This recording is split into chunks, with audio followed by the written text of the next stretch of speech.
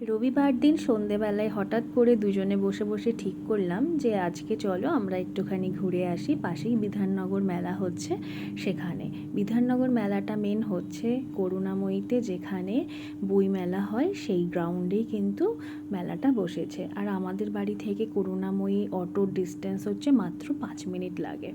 আর তারপরে এসে নেমে দেখি চারিদিকে মানে করুণাময়ীর পুরো স্টেশনটা, মেট্রো স্টেশনটা পুরো তো লাইটিং করেছে।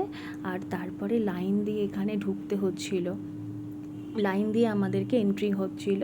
তারপরে সেখানে লাইন দিয়ে দাঁড়ালাম। লাইন তো না যেই দিয়েছে, তারপরে আশেপাশের কতগুলো লোক একদম ঠেলাঠুলি মেরে চলে গেল, তো একদম আশপাশ থেকে তাদের লাইন দেওয়ার তো কোনো বালাই নেই। তারপরে ঢুকে দেখলাম বাঁ হাতে এই লাইটের শপটা বসেছে। এই লাইটের শপটা না আগে ওই গ্র্যান্ড ফেয়ারেও কিন্তু দেখেছি।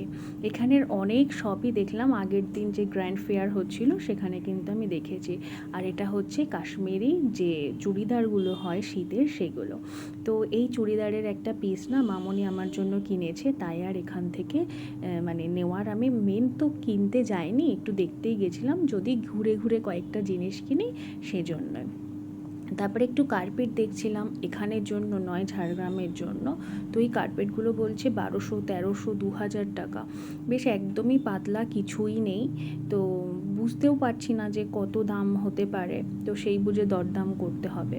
তারপরে আরেকটু এগিয়ে গিয়ে দেখলাম এই ফুলের দোকানটা। আমার না ছোটো থেকেই এই যে ফ্লাওয়ার ভাস, ফুল, এগুলো আমার খুবই ভালো লাগে। নেতার সৌ আমাকে বলছিল এখানের জন্য আর কি করতে নেবে, এখানের জন্য এসব নিতে হবে না, কিন্তু আমার যে একটু ঘর সাজাতে ভালো লাগে, তো একটা গাছ পছন্দ হয়েছিল, তো উনি আমাকে বলছিল 500। তো আমি জানো তো দরদাম করে বলেছি 280 টাকা। তা বলছে কি না 280তে আবার হয় না কি, এত ভালো গাছ। আমি বললাম ঠিক আছে তাহলে দরকার নেই।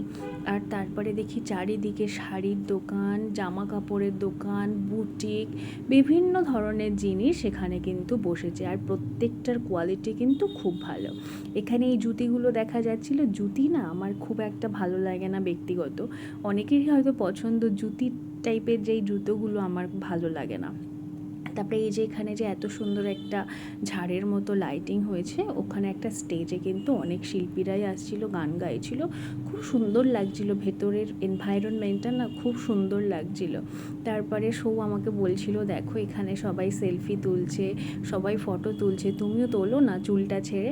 আর আমি বলছিলাম না, আমি চুলে আজকে তেল দিয়েছি, আমি একটুও ফটো তুলতে চাই না। আমি তো সবসময় ফটো তুলি, আর মেলাতে গিয়ে কী বা ফটো তুলবো। তা সবাই ওই যে আই লাভ বিধাননগর যেখানটাই ছিল সেখানার সামনে গিয়ে কিন্তু সবাই ফটো তুলছিল। আর এই দেখো অর্গানিক ড্রাই ফ্রুটস, এটা তো আগেও দেখেছি।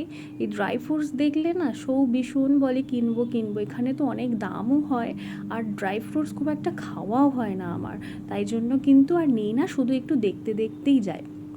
তারপরে এই যে বাসনের দোকান, আর আমার না সব সময় কোথাও গেলে বাসনের দোকানের দিকে আমি একদম মানে আটকে যায়, খুব ভাল লাগে। এটা হচ্ছে লবণদানি। লবণদানিটার দাম ছিল 200 টাকা, জানো তো খুব পছন্দ হয়েছে। বা সৌ আমাকে বলছে কি চলো ওটা তোমাকে কিনে দিই। তো আমি যেই কিনেছি, কেনার পরে না ওখানে স্ক্যান করা হচ্ছে কিন্তু মানে নেটওয়ার্ক নেই। তারপরে ওখানে একটা দাদা বললো যে এখানে নেট পাবে না, এখানে জ্যামার লাগানো আছে, তোমাদেরকে ক্যাশ দিতে হবে। এবার সৌ আমাকে বলছে তুমি পছন্দ করেছো, দেবো না সেটা কী করে হয়। তাই আমরা আবার কিন্তু মেলা থেকে বাইরে বেরিয়ে করুণাময়ী ওই মেট্রো স্টেশনের কাছে বেশ অনেকখানি হেঁটে গিয়ে তারপরে একটা এটিএম দেখতে পারলাম, তো সেখান থেকে টাকা তুলে আবার কতটা হেঁটে তাই এটা কিনতে এসেছিলাম। শোনো, যারা তোমরা এখন ওই মেলায় যেতে চাও তারা কিন্তু সবাই ক্যাশ ক্যারি করো, নয়তো কিন্তু ওখানে গিয়ে কিচ্ছু কিনতে পারবে না। কোনো দোকানেই কিন্তু ক্যাশ ছাড়া অনলাইন হচ্ছে না। তারপরে তো কত জিনিস দেখলাম, তারপরে জামদানি শাড়ি, মানে হাবি যাবি কি নেই, সিউড়ির শিল্প, ওই যে আচারগুলো সেগুলোও দেখছিলাম। সৌ বলছে একটু আচার নেবে, আমি বললাম না না, আমি তো বাড়িতেই আচার বানাতে পারি, তো আমার কিনে খাওয়ার কোনো দরকার নেই। তারপরে দেখো এই যে পিতলের দোকানটা এসে তো আমি একদম আটকে গেলাম, মানে চোখটা মানে একদম ধাঁধিয়ে গেল, এত সুন্দর জিনিস, আমার মনে হচ্ছিল সব নিয়ে নিই। দেখো মেলাঘাটে না একটুখানি দাম বেশি হয়, কিন্তু ভ্যারাইটি অফ জিনিস পাওয়া যায়। তারপর আমি এটা জিজ্ঞেস করছিলাম, এটার দাম বললো 120 টাকা। এটা কি ঠিক বলছিল না ভুল বলছিল আমি জানি না। তারপরে নবদ্বীপের স্পেশাল দই, তারপরে ফুড কোর্টও ওখানে ছিল, সবাই খাবার দাবার খাচ্ছিল। আমি সৌকে বললাম চলো আজকে আমি তোমাকে কিছু খাওয়াই। তো সৌ হঠাৎ করে মনে হলো তাই তো, তুমি কী করে খাওয়াবে, এখানে তো কোনো ক্যাশই নিচ্ছে, ক্যাশ ছাড়া তো কোনো অনলাইন হচ্ছে না। তো যাই হোক, আমরা কিন্তু এইসব দেখে লাস্টে জিলিপি কিনে চলে আসলাম বাইরে। তো আমরা কিন্তু খুব এনজয় করলাম মেলাতে গিয়ে। তোমরাও কিন্তু অবশ্যই একবার পারলে